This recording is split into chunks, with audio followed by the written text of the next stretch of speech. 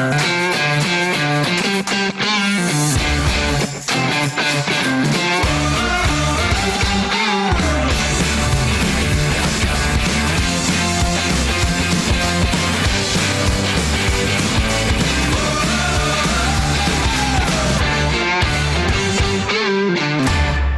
afternoon, ladies and gentlemen. Welcome to our Pistol Australia webinar.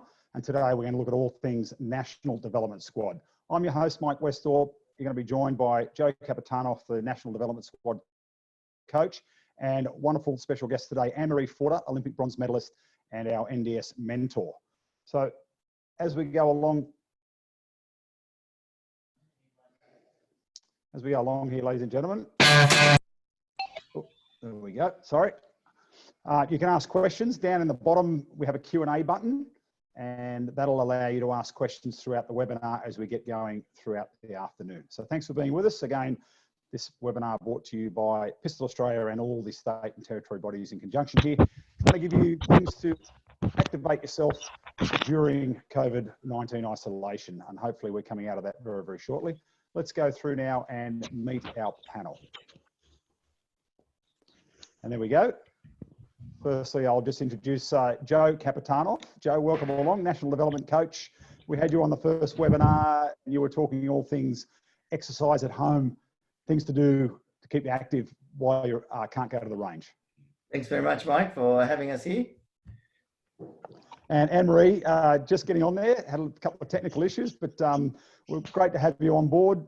Olympic bronze medalist from Sydney. We're going to talk about your Olympic journey as we get through it on the webinar, but welcome along and your role as National Development Squad mentor. Thank you, Mike. It's nice to be here. So let's kick it off, guys. Firstly, I guess, Joe, the National Development Squad, what's the purpose of it? What is the structure? Okay, the National Development Squad was formed as a group that sub-elite, where we develop athlete skill to the level where they can actually transition into and be selected for the high performance squad, which then represent Australia in the ISSF disciplines. So this is a way that people can take the steps up through. Obviously, you start as a low grade shooter, you work your way up through the grades, you start getting up into the elite end of the category, the high performance end, but you're trying to make that step from development squad to high performance that little bit easier. So when the athletes get there, it's not such a huge step. They can fit in, they can find their place and hopefully have some success at that high performance level. Absolutely. It's an area where the development easily assimilates into the high performance realm. Basically, the structure of it is that each state has their own junior programs and various training programs, and I think they're working towards a sub-group of development athletes that they can use as a feeder to my squad. So towards the end of each year, nominations are asked from each state for their top athletes that they deem to be at that level where they can be selected or be nominated for the development squad. And there's a process there where we, from a panel, we sit down and work out who can enter the development program. And then in January, we actually start the development program in earnest, which is basically comprised of development work based around a number of actual camps and continual every week contact in terms of coaching.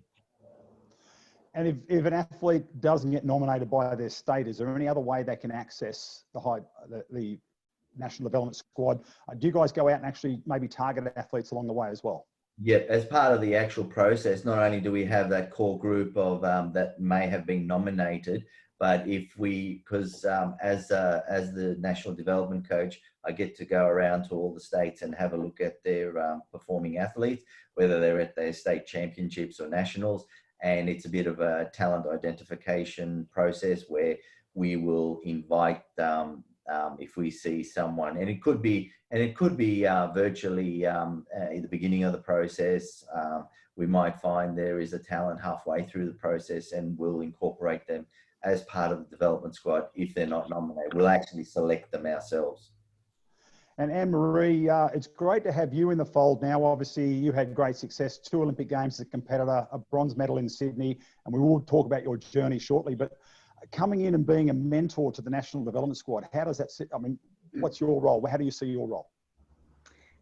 Just exactly that, being a mentor to the guys, telling them, letting them know what it's about, encouraging them, talking to them about what it takes to get to the Olympics, and working with Joe and Lucky, and just getting, I guess, the attitude right, telling them not to be afraid and just to go for it. But I'm there as a supportive role and just to mentor and help them with anything that I learned along the way that I can help them with. I'm more than happy to share.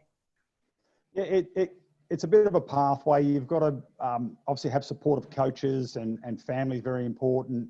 For yourself, obviously getting through to Atlanta, your first Olympics, and then going through and competing at home, there's certainly a journey involved in that, and all the help you get along the way is great for you. Oh, 100%. My club, my state, Pistol Australia, ASA, my family, my friends. I had a very close, tight-knit network around me that everybody was aware of my goals and what I wanted to achieve, and everybody was helping in one way or another to help me do that. And the support I had from members from my club and state, anyone was willing to help me get to where I wanted. That was one fantastic thing about, the shooting fraternity is no one was backwards in helping me get forward. So it was fantastic, the support I had. And Joe, your National Development Squad, at the stage the people in there, you're targeting 2024, 2028 Olympics. They're the next 2 on the horizon after Tokyo? Absolutely. The Paris and the Los Angeles Olympics are our target.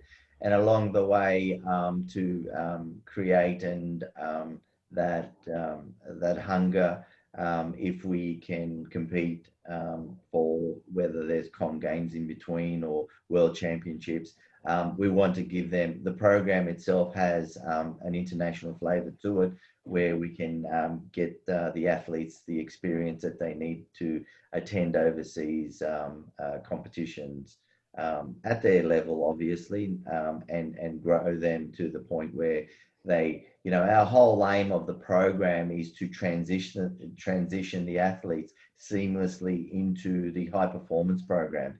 In the past, this was a big step for most athletes from, like, say, the national level, and then all of a sudden they get selected in a high performance environment. The rigors of the training in terms of the structure, the methodology that they have to follow, the discipline that they have to follow, was a big step, and it sort of tested a lot of the athletes. Some made it, some didn't make it, some thrived, some didn't thrive. So we see our development squad as the bridge to bridge that gap, so that when they do get selected by the national coach for the high performance realm, that this I'm used to this training, I'm used to the structure, I'm used to the discipline, and I'm used to what's asked of me to be done. Annemarie, earlier this year, we had the Olympic selection trials, and some of the National Development Squad athletes competed in that. They didn't get selected to go to Tokyo. Obviously, that was Daniel Rubicoli, Dina Aspandarova, Sergei Evgleski, and Elena also getting there as well, Galiobovic. Did you talk to the athletes during that process and help them along? Because they actually performed credibly. They did really well, the NDS squad, in that selection process. Before their selection processes, I've only had a brief from the start of this year to do with them. More so Joe and Lucky can take the credit for the guys shooting well, but they're already, they're in the development squad, so they've shown some talent to get somewhere further. And I guess we had a really good camp at the start of the year down at the Australian Institute of Sport. It was fantastic to touch base with all the guys, and the programs out there on the physical programs, the technical programs are, they're for top shooters. So they're doing well at those and they're exceeding. They probably don't know a lot of the drills and reasons why they're doing them, but they're going fantastic in what they're doing at the moment. So it was great to see them shoot some really good scores up there. And yourself, do you still shoot, or you retired and do you still get down to the range? I occasionally go out and have a shoot. It's something I still always have that dream there. I still always want to be Olympic champion. There's only one gold medal and one number one. But at the moment, I'm more than happy with the role that I've taken. I still do some, club shooting and things like that. But at the moment, I'm specifically just mentoring the guys and helping out. Well, let's have a look then at part of your journey. I've dug through the archive, found some photos and results there, and that's you on the dais there in Sydney getting your bronze medal. Wow. That was a long time ago. A proud moment. So your Atlanta scores are up there. This is courtesy of the Australian Olympic Committee site. Preliminaries, where did you finish in your prelims in Atlanta? You shot a 376. 76, yeah. I came 23rd out of the 60 capped competitors for the Olympic Games. So the Olympics are capped at 60. So I finished 23rd, which I was happy with. My first Olympic Games. I was a late selection to go. I was selected 6 or 7 weeks before. I was given a wild card actually by the International Olympic Committee due to my performance at the Milan World Cup. So yeah, it was all a really quick whirlwind. I sort of got back to Australia and found out that I was going to go to the Olympics. So I didn't really have much time to prepare, but I didn't care about that. So as you can see, I had a little bit of a nervous start, but yeah, I was very proud and happy, of course, to be 18 years old and at the first Olympic Games, my first Olympics. It was incredible. So that 4-year cycle through to Sydney, obviously in Sydney, you're qualifying, you shot 385. So that's quite a step up. What sort of things did you put in place between Atlanta and Sydney to make that improvement? Everything. I completely changed everything that I was doing. I only graduated high school in 95. So I didn't have much time out of high school, but from 96, I was offered an AIS scholarship in 1997. So I went down to the AIS and I became a full-time athlete down there. We trained, 6 days a week with Vladimir down at Canberra Pistol Club. I went from being a weekend shooter and a Wednesday night air pistol shooter and, training every day and doing what I did to being a full-on professional athlete. So the change was a lot, but it was, it was what was needed to get to the top. And yeah, we had a lot of financing around at that time for Sydney. So there was a huge hype and buzz as well. So, but everything I did, my whole life was towards the Sydney Olympic Games. My family, my friends, everything, every penny, every moment of spare time was doing some form of training or something towards Sydney. And that photo so there, courtesy of Getty Images. But go through to the next slide, if we can just get it to head across. There we go. There's your qualification round from Sydney. So you finished 5th in qualifying, and some notable names on that qualification list there. Dina Aspandirova finished 3rd in qualification. She's actually selected in that team to go to Tokyo next year for the Olympic Games. And an 11th place here in the air pistol, Lolita Yulovskaya, who actually got a bronze in the 25-metre pistol and is Sergei Vlesky's mother. So yep. Quite a few names there. Yeah, definitely. It was a big match. Everyone was there, and yeah, I can't believe, like, Jasna Sekeric is actually one of my idols along with Marina. So to have a bronze medal behind her and Luna was great. So, but yeah, Dina was in the final with me. I think we might have shot off for like one of the last shots against each other, but yeah. Yeah, so there's the final places there.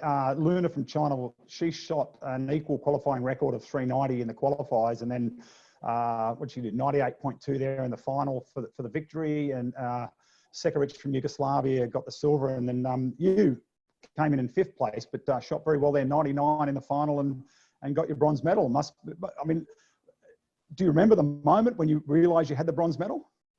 Yes, absolutely. I remember every single thing about it. I remember turning around, putting my hands on my face. There was a camera right in front of me, and he was like, "You're rolling."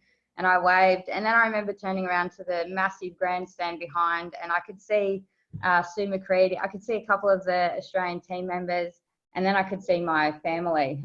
My brothers were there, my mum, my dad. I saw one of my brothers.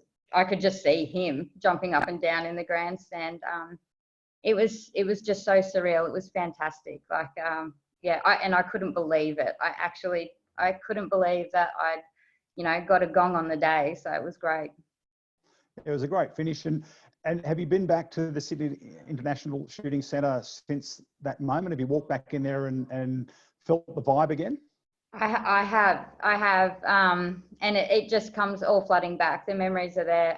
A few years ago, I went down for a selection shoot with my partner came as well, and she thought it was pretty cool to see my name on the front of the building. But as soon as I walked down into that finals hall and see the ground and the wood on the back and the signs and everything, I remember being there like it was yesterday.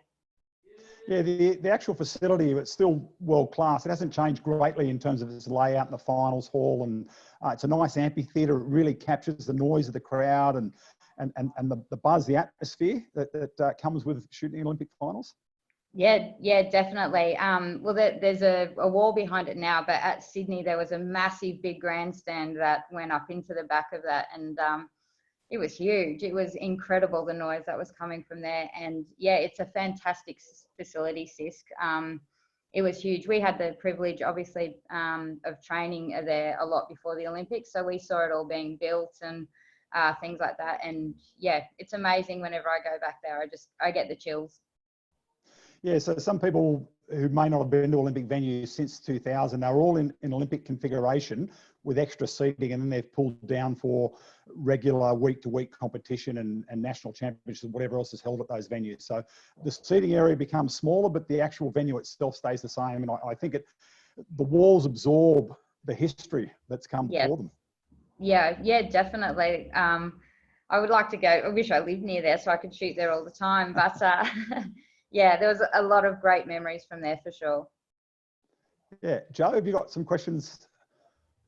Yeah, a lot of our camps, what we tried to do is with the development squad, because they're at that sub-elite level, we do a lot of our training on things that they would encounter overseas. And most of the overseas ranges at the top level, whether it's World Cup, whether it's World Championships or the Olympics, are all held on electronic targets.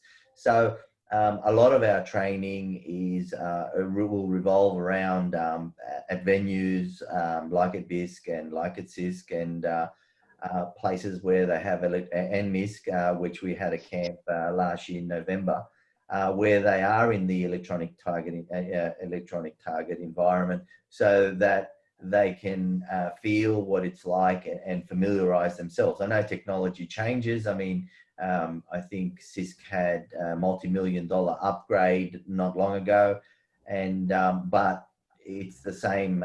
Being able to shoot on those environments are fantastic, and so we try and keep that happening for our athletes as much as possible. Yeah, that CISC upgrade of the targets, and we had the WSPS World Championships there last year and the Oceania Championships, and Craig Ginger said to me that these are the targets, that electronic system targets.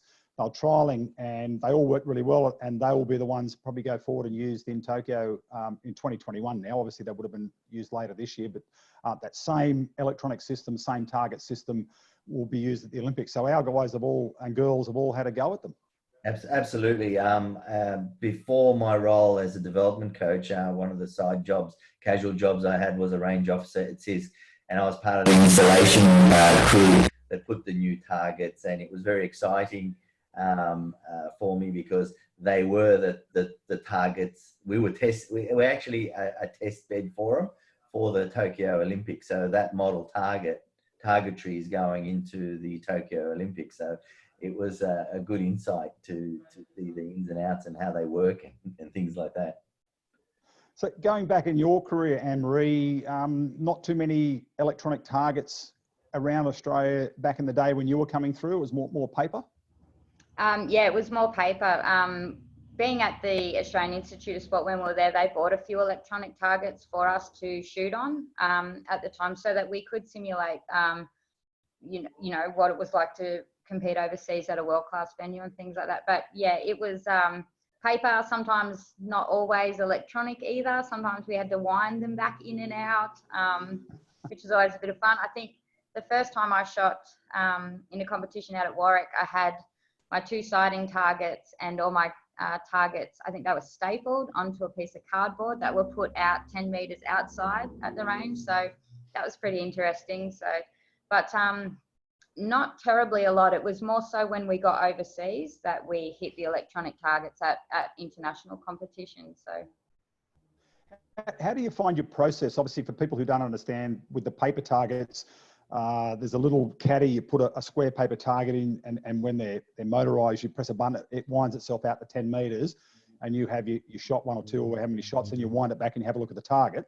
As opposed to electronic, you just continue on. So does it change in terms of your process and your preparation, because you're not winding the target back, you're not looking at the paper target, you're just able to concentrate and focus wholly and solely on just on that shirt button at 10 meters?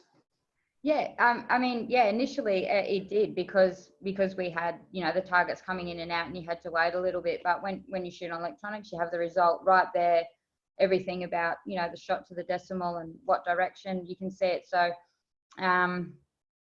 it didn't bother me either or which way I had to shoot. It was just about adjusting my training to whatever was happening. So probably the only thing I had a little bit of a problem with was my timing. I used to take a very long time to shoot my match. So when we got onto electronic targets, yeah, I had a little bit more time. So I just had to adjust my training. And then after having a break for so long, almost 10 years, when I came back, you're now shooting 50 minutes. We used to have like an hour and 15. So it was, I actually had to do a few training drills to cut my timing right down. So that was an interesting thing, but always fun. It's one of the fascinating things to watch when you see a whole bunch of shooters on the line, as we did at WSBS Worlds and also at Oceania. You've got the clock ticking down as to how long you've got to finish, and you've got some shooters that just get into rhythm and they just go away, and then some stop and have a rest. And I remember one shooter, I think, had their final shot with about 10 seconds to go in the timing, which is really putting some pressure on yourself. Yeah, that's putting heaps of pressure on yourself. If anyone's watching and was there at the Sydney Olympics, they might remember me potentially lifting about 6 times on my last shot in the match. And that's because Vladimir told us that we had to end as good as we started. And I wanted to make sure that last shot was a 10. It probably wasn't the best idea to do. And a few people told me I gave them a couple of heart attacks while they were sitting watching me. But when I nailed that 10 and it went straight through the guts, I knew it, and I wanted to finish the job that I had started. So, but yeah, I remember it very well. And my mum used to constantly remind me, why did you keep lifting? But as I said, I wanted to make sure it was a extreme 10. Yeah, well, that competitor that finished 4th was, I think, 0.3 points behind you. So maybe that 10 guaranteed the bronze medal. Yeah, definitely. In my final, I was having a great final. I had one shot that wasn't the greatest, but it was the 2 after that I got in trouble for. So, but yeah, in the final, I had to come back with a vengeance. So I was very, very upset with myself and disappointed. But being an Olympic final, I had to get over it very, very quickly, which I did. Luckily, everything turned out the way that it did. It did indeed on the day. And Joe, that's one of the things that you try and coach into the athletes coming into the development squad is you get a really good shot, great, bank it and move on. You get a bad shot, leave it alone and move on. You've just got to get back to the current shot in front of you and forget about what's coming next or what's just been. Yeah, we do a lot of work and in the development squad to perfect and finalize and make sure that each athlete has a very good shot routine, shot process. And not only that, as part of the overall picture, to develop a match plan. And when they do go into the final, they have the qualification match plan, and they also have a finals match plan, because they have to go in there in the sense of the job that they had to do, like Annemarie stated, you know, the first shot as opposed to the last shot as part of the shot routine and their whole approach. So routine and process is one of the most important key elements in consistent shooting. And we do extensive work at the early part of our development work with the squad to try and each athlete to individualize their shot process and shot routine, and to be happy with it so that they can reproduce it time and time again. And that way, as Annemarie said, it took her 6 lifts. So obviously in some of those lifts that she was doing, she didn't like what she saw or what she felt. So it wasn't the routine that she would normally follow or the process that she'd follow. So to make it perfect, you just have to follow your shot routine. And if it's not, don't fire the shot, because you don't want to say, I knew that was going to happen. Well, I tell you what, that takes some courage in Olympic final to pull out of the process 5 times before you got it right on the 6th time and actually squeeze the trigger and nail the 10. That takes a fair bit of courage. Yeah, it was, that was in the match. I wouldn't try that in a final because we don't have as much time, but yeah, it was, probably not the best thing to do, but as Joe said, that's exactly right. I wasn't happy with what was happening, and I wasn't going to let it go. I was not going to throw it away on the last shot. I wanted to, as you know, as I said and as Joe said, finish just as strong. So, yeah, luckily. We've got Ian online with us here. He said he was in the grandstand, high left side. Great day for Aussie pistol shooting. So you got a fan there joining us in the webinar. Thank you. It was fantastic. It was great. It was awesome. So Joe, the squad now obviously in isolation. You can't go to the range. You can't do your regular training. What are they doing? I mean, we had a webinar on Thursday night. You're meeting with them regularly, or a meeting, actually a Zoom meeting, not a webinar, but a Zoom meeting on Thursday night. You're meeting with them regularly, just giving them ideas and tips and home training drills? Yeah, right from the start of this unfortunate circumstance that we find ourselves with the COVID-19 situation, right in the beginning, we told the squad that we're not taking our foot off the accelerator because we got work to do. Some people saw this as a terrible thing in terms of this self-isolation, but I look at the positive side, and Annemarie and the whole coaching squad, we tried to reinforce, hey guys, you have every opportunity now to try and work. You've got all the time in the world to work on the things that perhaps you didn't have time to work before on. And so their program is still fully structured. The only difference is that they're not actually doing range work. So everything else, their physical, their technical, their mental work is still happening as per the normal program that we've set out, or the pathway that we've set out. Like I said, the only difference is that we meet individual athletes very regularly, and a team meeting very regularly. And just like you said, we had another Olympic athlete, Debbie Watson, from gold medalist, come and talk to the team, especially in these difficult times, because not everyone is coping very well with not going to the range and things like that. So they think they're missing out. But in essence, it was reinforced that they're actually doing themselves a favor by being able to train all their technical skills and bring the low ones up and continue on with their training. Yeah, so Thursday night squad meeting, we had Olympic gold medalist Debbie Watson from the Sydney 2000 water polo team, women's water polo team. So, and that was one of the points she brought across that I thought was very relevant. It's an opportunity now to work on the things maybe you're not so good at and try and perfect them. So when you go back to the range, you're ready to go and you're ready to step up. She spoke about her minimum standard, and when she went up above that, that was her new minimum standard. So she kept trying to rise up what was her, her baseline. She always try to raise the baseline. Yeah, training is all the training, everything that a coach designs should be based on progression. So whatever you set out to do, you'll find that this is the level that I'm at the moment. We put something in place, and the expectation and the goal as part of whatever exercise is given, whether it's technical, physical, or mental, is you need to be at a different level, at a better level than before.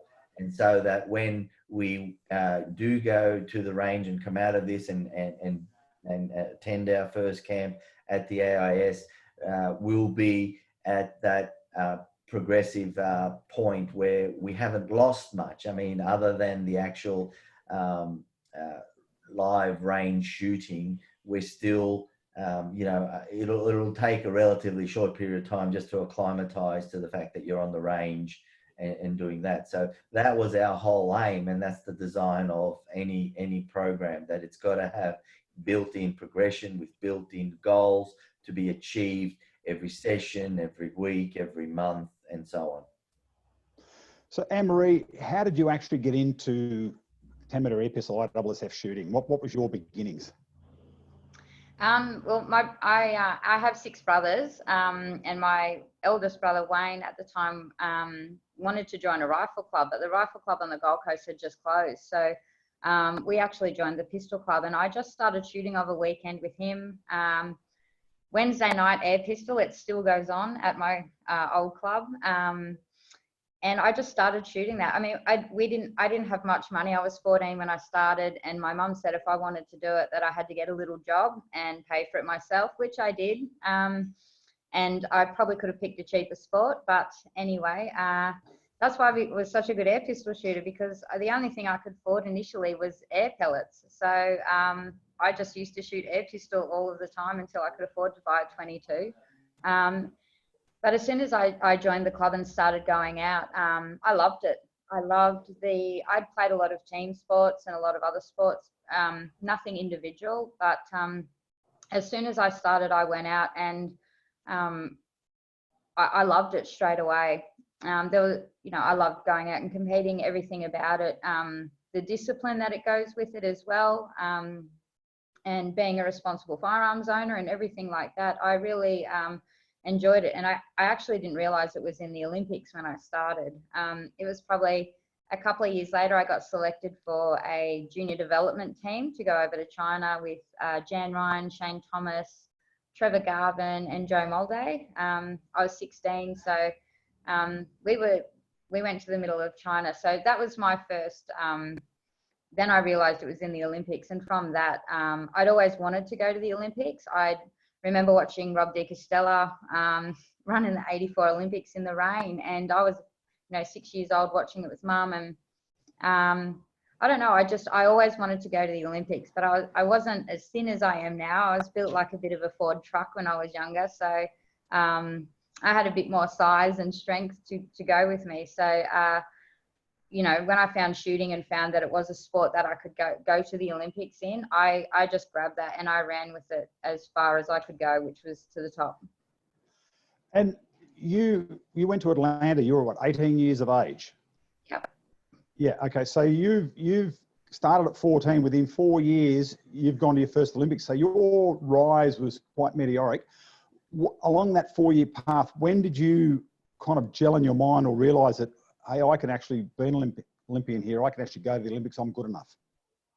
Well, like everyone, yeah, when Sydney was announced, I thought, wow, like I'm going to go, I'm going to get there. And as I said, I just put everything into it. I loved all sports, having my 6 older brothers and a sister. I was competitive when I was younger. I always had to prove myself a little bit more to show that I was here. So I guess it was a lot of those driving forces behind me that helped. But yeah, when I actually went down to the New South Wales junior camp, and Lucky was there, and Jan Ryan, Phil Bronger, Mrs. Bronger, and I broke double grade in sport pistol and air pistol. And yeah, as I said, I got selected to go on a junior trip, and it was when I got selected to go on that junior trip to China that I realized,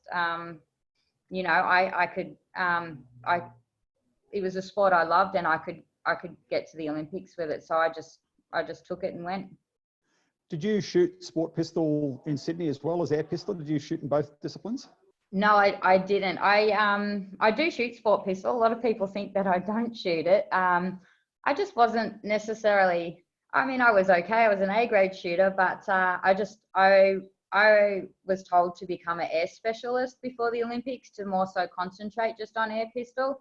I was having a lot of frustrations with sport pistol, so we thought it best to just drop off that leading into Sydney and me to just concentrate all of my time on air pistol. But no, I used to have a black powder gun and a 357. I used to shoot centerfire and black powder and free pistol and sometimes service or things like that. But you know, I love shooting. I love all sorts of shooting, but I was just really good at air pistol. So I thought I would just concentrate on what I was the best at, and I just became a specialist shooter.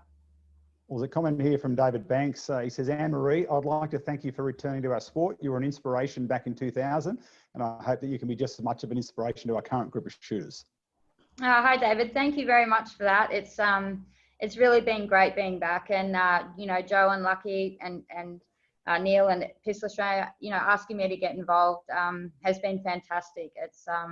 It's really re-energized my enthusiasm for the sport, and I love shooting. I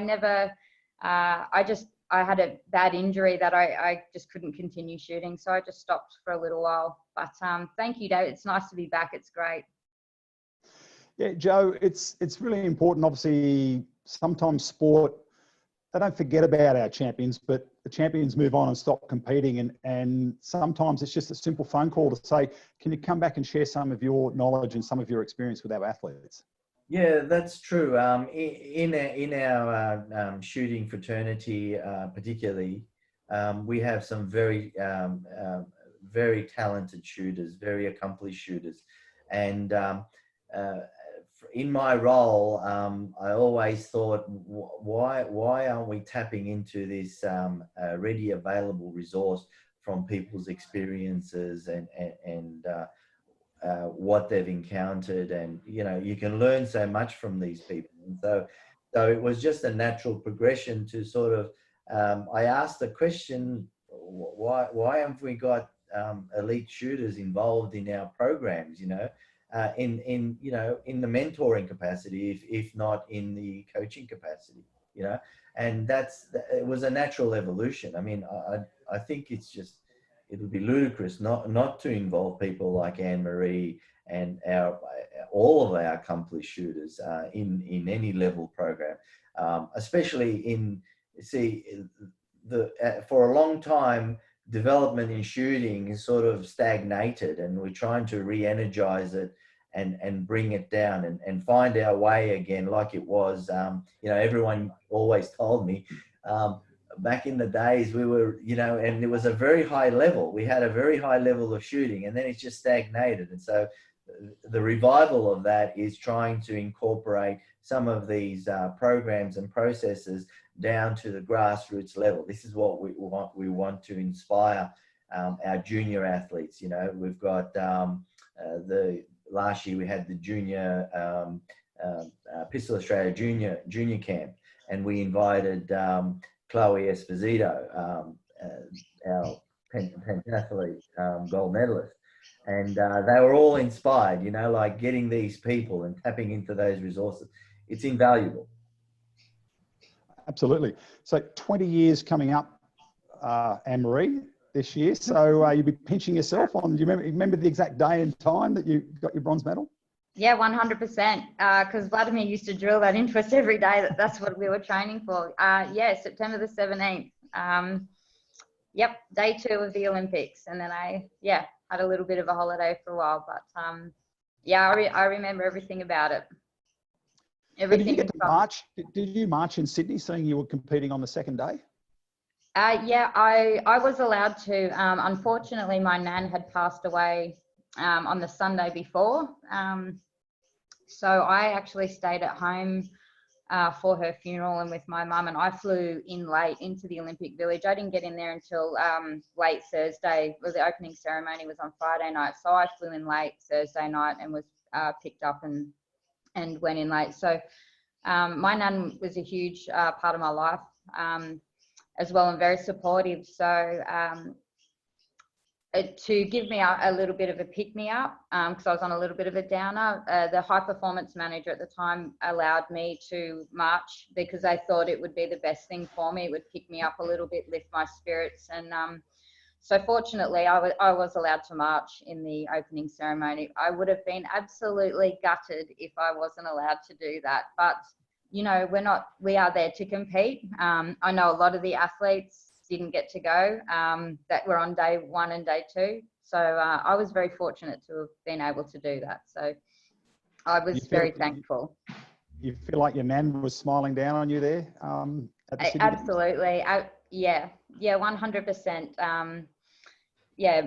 She almost made it. My mum said she just had the Sunday wrong. So, but of course she was there with me. She actually said to me, the last time that I saw her, she asked me where my gold medal was, and I said, "I don't have it yet, Nan. Like, it's not. I don't have it. It's another week away." So, things like that they had 100% faith and hope and confidence in me, and that kind of support is really, I don't know. It's just awesome to have on the inside, knowing that people think, my family think that I can achieve that great thing. So, So she was there definitely with me. Did you feel like you were carrying a nation on your shoulders? Obviously, a lot of people supporting you, or some people get shrunk by the pressure, but obviously you thrived under it and rose up and did a great performance. Yeah, absolutely. I mean, sorry, just skipping back a little bit, going to Atlanta. I mean, I watched Michael win and Russell. So, to being around that and seeing that and being part of the team, the shooting team and the Olympic team, that also was a huge encourager for me to see those guys shoot and do what they do. So, so sorry, what was that your question again? I just had to skip back to that because it's... No, that's all right. That's good. I was just saying the pressure sometimes can be too great for some people. Obviously, the emotion of your nana passing away, home Olympics, everyone supporting you, everyone behind you, the weight of the nation, everybody wanted every Australian athlete to do well. Did you feel that pressure, or is that something that just spurs you forward? It just drives me on. I was ready. I was so ready for that day. It wasn't an issue for me. I mean, I always think of Kathy Freeman when she crossed the finishing line and just that look of relief, like she had the nation on her shoulders. I didn't. I just, it was about me and what I was doing and what I wanted to achieve. And I didn't let anything bother me. It was, I love the hype and the fanfare and being a superstar and all of that. So I embraced it totally and went with it. So. Yeah, and we've got one of your teammates there from Sydney, Dan Repicoli, going to his 5th Olympics. Quite amazing. He'll be off to Tokyo. It doesn't seem like the big fella's ever going to hang up the competition. No, I thought he was gonna, thinking about not again. But what an accomplishment. 5 Olympic Games is fantastic, and Daniel winning his gold in the Commonwealth Games up here on the Gold Coast in 2018 was incredible. He's a big face of shooting now, so, and good, and he should keep going. Like, everyone knows who he is, and, he has that competitive drive and that spirit in him where he wants to succeed and continue to be the best. And, there is always something to learn when you're training and shooting. So there's always something new that you can work on. So I think it's fantastic. It's such an achievement for him, and I hope he goes really well because he really deserves it. Yeah, there's only 7 other Australians before him have become 5-time Olympians. So he's joining a very, very rare club in terms of Australian Olympians. And Joe, Dan has come down from the Hunter Valley and come down to Sydney and train with your squad because he likes the extra training. He likes to get on the line against competitive shooters that are trying to work their way up. And they're always chipping away at his heels, trying to push him further as well. That's right. Part of developing as an athlete, it's not only just your skills, but it's also your self-confidence and the attitude about yourself. And so exposing our shooters to the elite shooters like Dan and getting him to work amongst them and competing against each other it's a valuable lesson to all our shooters in the development squad. Whether they're the senior shooters or the newer shooters. So we try and encourage, and to that extent, we also do try and do a lot of work when we hold our camps, if dates coincide, to work with the high performance, because what we would like our athletes to grow into is to aspire to be in the place of those high performance athletes. I mean, that's their sole goal, is to take their place or move up. So by working together, I think it brings a fantastic dynamic. It makes the individual grow, and it actually makes them perform a lot better. So probably a good question that's just come up here from one of our participants or one of our attendees. At the moment, the National Development Squad is only open to ISSF shooters. Are there plans to incorporate the other PA disciplines into the NDS in the near future, as we have a number of world-class shooters and world champions in other disciplines? Well, something that you'd like to see it expand to a greater range? I've had these discussions when I first got into the squad and started putting the structure in and the framework for the structure of the development program itself. And people back then came up to me and saw that the organisation and the structure, why can't we do it? And I said, why can't we have development program for the other sporting disciplines? There is no reason. It's just the will and the organisation and somebody to grab the reins, or actually grow the development program to reach out to the other disciplines. So yeah, there is definite talk in regards to that. So it's in the pipeline. So we'll see what happens, and I'm sure, you know, in the future there will be programs for that, because I mean, let's face it, we've got some world champions in the other disciplines. Yeah, we have. WA 1500 last year, we had the World Championship here in Sydney. Peter Bruce got an individual in Revolver World Championship. Him and Chris Banfield picked up the team's World Championship. You got Sherry Blake as the defending action pistol world champion at the moment. Their World Championship has been put on hold for this year, but she's hoping to defend that title when that comes around. And a metallic silhouette, we always go really well on the world stage. And I know the boys picked up an aggregate in metallic silhouette for team aggregate score last week. But we have world-class shooters across all our disciplines.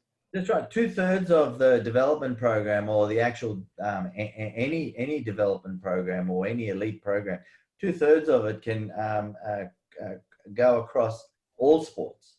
It doesn't differentiate. It's just that 1/3 element, the actual specific requirement for the discipline that differs between it. So there is no reason the major portion of the development program can't suit all the other disciplines. You know, whether it's, you know, tennis, whether it's footy, or, you know, any other sporting discipline. I mean, even water polo. I mean, that's why we had that guest speaker, because everything that she said applied to our shooters. They're, other than actually being in the water and throwing the ball, that was the only difference. You know, the training. Yeah, obviously each sport does different things, but the points were the process of becoming a champion athlete, about what you've got to do, your physical preparation, your mental preparation, all the processes you go to match day.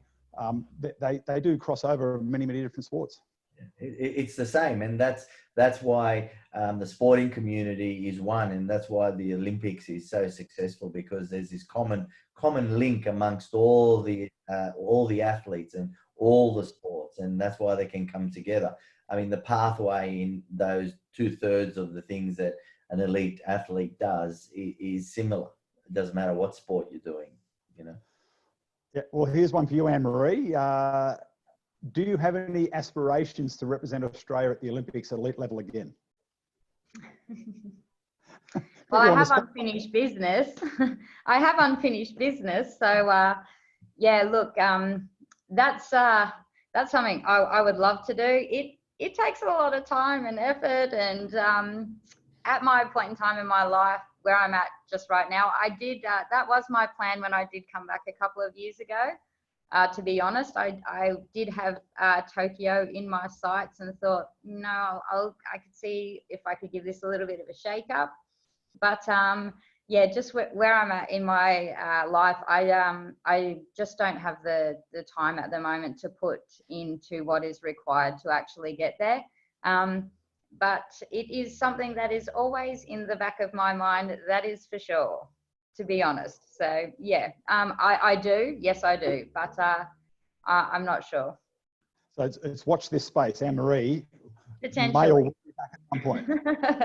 We'll see how it goes. I'm a lot older now, you know. Well, the beauty of pistol shooting is that you can do it till, you know, right through your entire life. It's right, you know, as long as you can see the end of the sights and you can hold the gun up and point it, you can compete. That's it for sure. I mean, I think, sorry to say this if Annette Woodward is listening or may hear this, but I believe she was 56 in Atlanta. So yeah, I've chosen a good sport where a comeback is definitely possible. Yeah. Oh, well. See, there you go. We're loving having you as part of the National Development Squad. And I know the athletes, Joe, they must be energised by having Annemarie around and be able to have that resource to bounce ideas off, to talk to just to pick her brains.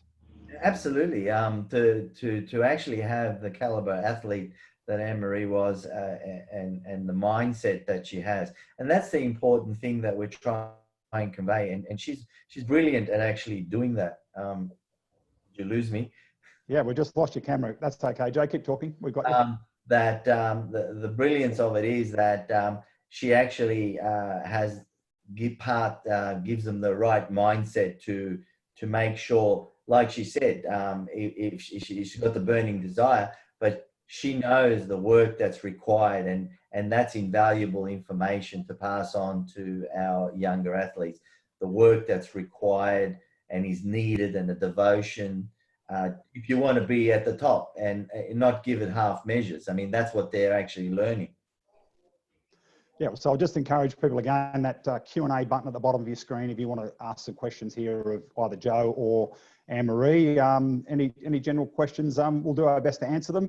And if we can't answer them, we'll put them in the homework basket and we'll come back and answer them at a later time. So the other one too is we want to just encourage people to let them know that, too far. PA webinar at pistol.org.au. If you want to suggest a topic that we can cover, any questions that you'd like covered in the webinar, just pop us a note there on PA webinar at pistol.org.au. So Joe, I think we've lost your camera, so I'm not sure what's happening there, but that's okay. Annemarie, what do you want to wrap up about your career over the course of 2 Olympics and starting as a junior shooter and coming up through the ranks pretty rapidly? What would you say to a young shooter today? Go for it. That's it. Just go for it. Shooting is a fantastic sport. We all know that. That's why we're involved in it. And it's just fantastic. Like the people that you meet, the experiences that you have, testing yourself, training, traveling. It's the whole kit and caboodle.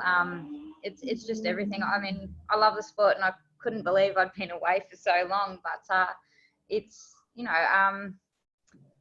just don't ever let go of your dreams. If you have it and you want it, just go for it. Just chase it, and just work hard towards it, because every little step that you do, every little thing every day, all adds up and it all counts towards it. So just start chipping away at it, and yeah, just go for it. Well, that's fantastic advice there from Annie. So we're going to wrap up our webinar in just a few minutes here, ladies and gentlemen, because we're coming to the end of the hour. I just want to let everybody know the cover photo competition is continuing and it closes off tonight. Our theme this week was your good luck charm, and you can see Daniel Repicoli there has responded with his rainbow socks are pretty good. So it could be a potential winner there. That winning photo goes up as the cover photo on our Facebook page and our Twitter feed for the rest of the week, and it also gets advertised on our Instagram.